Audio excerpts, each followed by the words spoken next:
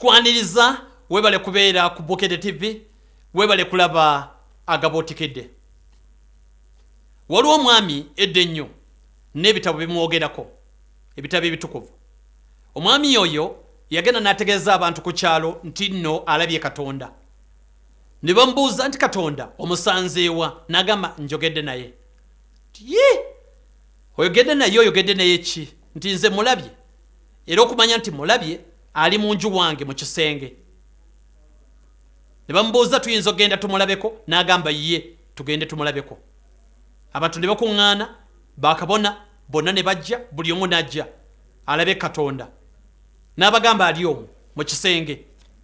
Ne balingizaamu nga tebalina kye balaba. N'agamba mwali. N'abagamba bwe mwagala okulaba Katonda oteeka okuyingirayo, wabula bw'oba okimanyi toyina okoze ebikolobero, oyina ebikolobero bye wakola togenda mulaba. Agenda omulaba ye yekatakolangayo kikolobero n'ekimu. Bayingiranga omwomu oyo n'ayingira. Bwe yavangayo ne bamubuuza nti omulabye Katonda? Nti ye mulabye, musajja wa kisa nnyo. Owookubiri n'ayingira olabye Katonda? Nti ye mulabye, ne twogera.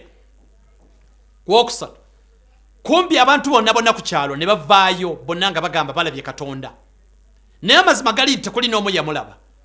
Batyanga buti kuswala nti banaagamba nti bamulabye bajja kubalowooza nti balina ebikolobero era bajja kutegeera ebikolobero byabwe.